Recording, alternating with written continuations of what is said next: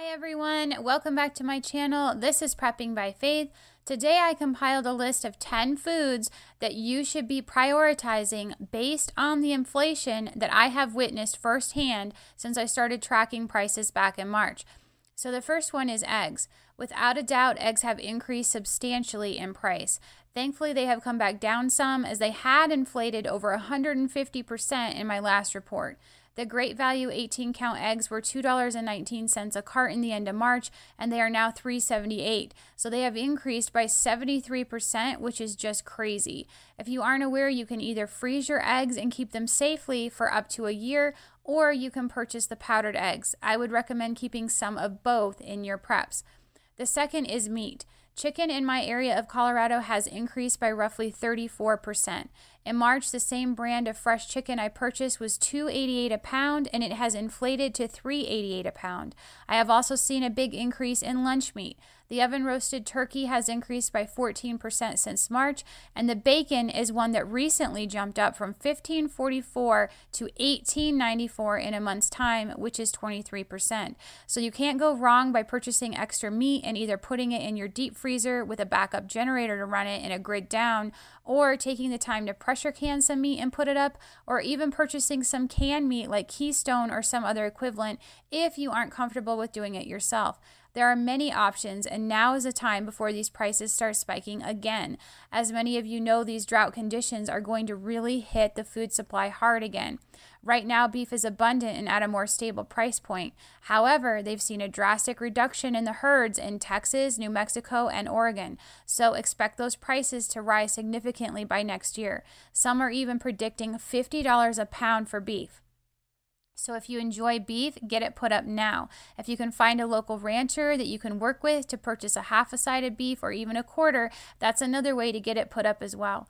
The third item you should be putting up is your canned soups. Not only are these shelf stable for years, they're also a quick and easy go-to, and the cream-based soups can be added to other dishes as a gravy base or to add flavor to a casserole. The cream of chicken soup has increased by 39% since the end of March, so it is a good idea to make these a top priority when you are stockpiling your goods. They were $8.82 for a 12-pack and are now $12.22.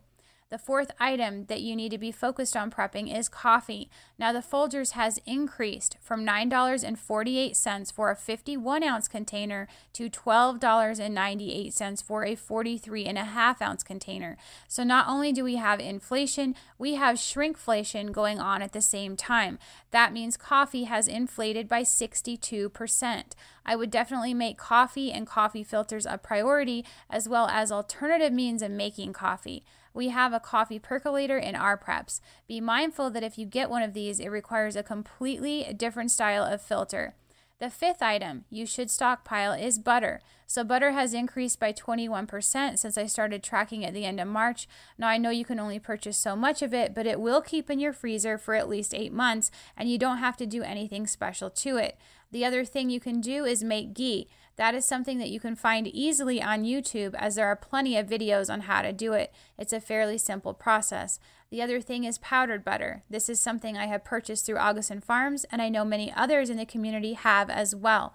The sixth item you should be putting up is flour. I have watched flour climb from $5.12 for a 12-pound bag to $7.78 for that same 12-pound bag. That is another substantial increase of 52%. As we know, the drought is impacting the wheat supply, so anything that requires flour is going to be climbing in price. Flour is a staple that I believe every prepper should have. If you missed my video on how I package my flour for long-term storage, I will drop a link to it in the description box. Number 7 is olive oil. Here again, whether it's olive oil or vegetable oil, you will need some sort of oil equivalent in your preps to keep food from sticking and bake with. Oil is an important component in our preps. Olive oil was $11.96 for 3 liters the end of March and is now $15.48 for that same 3-liter container. That's a price hike of 29%, so prioritizing oil in your preps is a good thing to do. The 8th item that made it on my list is cheese. This is one that has risen from $6.28 for 2 pounds of shredded to $7.48, which is an increase of 19%. Now, obviously, you need a freezer to store the shredded cheese, which can be done, and it will last you for about a year, although I would recommend doing this with the brick cheese instead of the shredded. There are shelf-stable cheeses you can purchase, whether that be a sauce or a powder, and the larger freeze-dried companies have their equivalent, although that can get pretty pricey very quickly.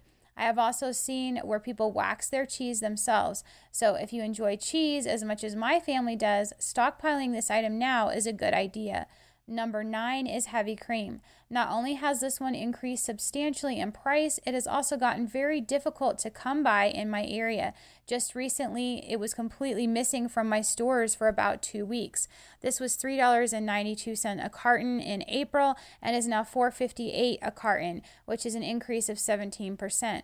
Now, while this does not freeze very well, it does have a shelf life of about a month, and there are powdered versions on the market. I like it in my coffee, and it's also a good addition in many recipes. So the 10th and last item you should be stockpiling based on inflation is pasta. Not only has it increased by 13%, the wheat shortages and drastic increase in flour prices will quickly make this item spike again. If you like pasta sauce on your pasta, be sure to pick that up as well. That wraps up my list of 10 items hit the hardest by inflation that you should be stockpiling now. Are there any others that you have been tracking that you feel should have made the list? What are you purchasing now to get ahead of inflation? Comment down below. If you've enjoyed this video today, please like, share, and subscribe. And remember to pray, prep, and put God first. God bless.